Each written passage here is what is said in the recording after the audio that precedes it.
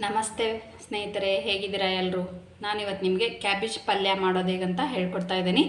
ಮೊದಲೇದಾಗಿ ಇಲ್ಲಿ ನಾನು ಚಿಕ್ಕದಾಗಿರೋ ಒಂದು ಕ್ಯಾಬೇಜನ್ನ ಕಟ್ ಮಾಡಿ ತೊಳೆದು ಇಟ್ಕೊಂಡಿದ್ದೀನಿ. ಒಗ್ಗರಣೆಗೆ ಸಾಸಿವೆ, ಜೀರಿಗೆ, ಆಮೇಲೆ ಕಡಲೆಬೇಳೆ, ಉದ್ದಿನಬೇಳೆ, ಅರಿಶಿನ, ಉಪ್ಪು, ಗರಂ ಮಸಾಲ. ಇಲ್ಲಿ ಒಗ್ಗರಣೆಗೆ ಈರುಳ್ಳಿ, ಟೊಮ್ಯಾಟೊ, ಕರಿಬೇವು, ಕೊತ್ತಂಬರಿ, ಆಮೇಲೆ ನಾನು ಹಸಿಮೆಣಸಿನ್ಕಾಯಿನ ಇಲ್ಲಿ ಜಜ್ಜಿಟ್ಕೊಂಡಿದ್ದೀನಿ.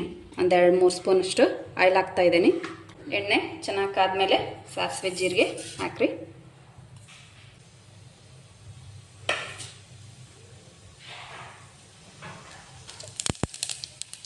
ಈರುಳ್ಳಿ ಕಟ್ ಮಾಡಿರ್ತದಲ್ಲ, ಈರುಳ್ಳಿ ಹಾಕ್ತಾಯಿದ್ದೀನಿ.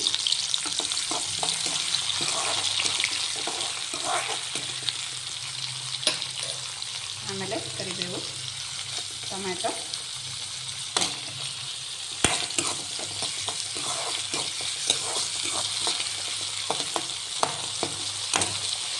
ಇದೆಲ್ಲ ಫ್ರೈ ಆದಮೇಲೆ ಜಜ್ಜಿಟ್ಕೊಂಡಿರೋ ಹಸಿಮೆಣಸಿನ್ಕಾಯಿ ಹಾಕ್ತಾಯಿದ್ದೀನಿ.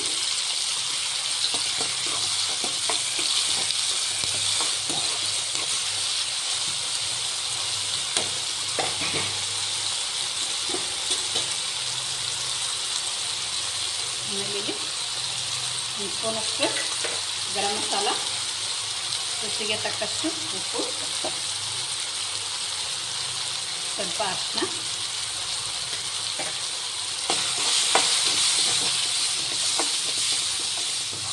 ಇದನ್ನು ಕೂಡ ನೀಟಾಗಿ ಎಣ್ಣೆಯಲ್ಲಿ ಫ್ರೈ ಮಾಡಿಕೊಳ್ರಿ.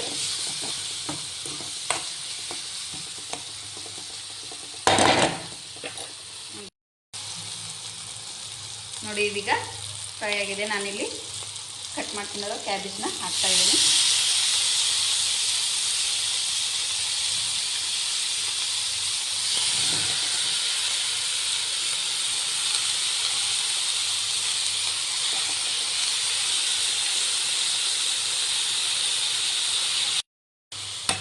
ಇದೀಗ ಒಗ್ಗರಣೆಗೆ ಹೊಂದ್ಕೊಳ್ಳೋ ಥರ ಸಂಪೂರ್ಣವಾಗಿ ಈ ಥರ ಮಿಕ್ಸ್ ಮಾಡಿಕೊಳ್ರಿ.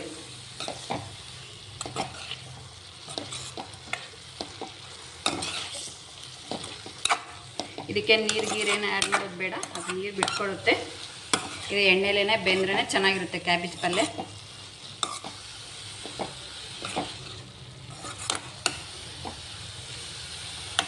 ಈಗ ಒಂದು 10 ನಿಮಿಷ ಬೈಲಿಕ್ಕೆ ಬಿಟ್ಕೊಳ್ಳೋಣ. ನೋಡಿ, ಈಗ ಇದು ಕ್ಯಾಬೇಜ್ ಪಲ್ಯ ಬೆಂದಾಗಿದೆ. ನಾನು ಕೊನೆಯಲ್ಲಿ ಇದಕ್ಕೆ ಸ್ವಲ್ಪ ಕೊತ್ತಂಬರಿ ಸೊಪ್ಪು ಹಾಕ್ತಾಯಿದ್ದೀನಿ.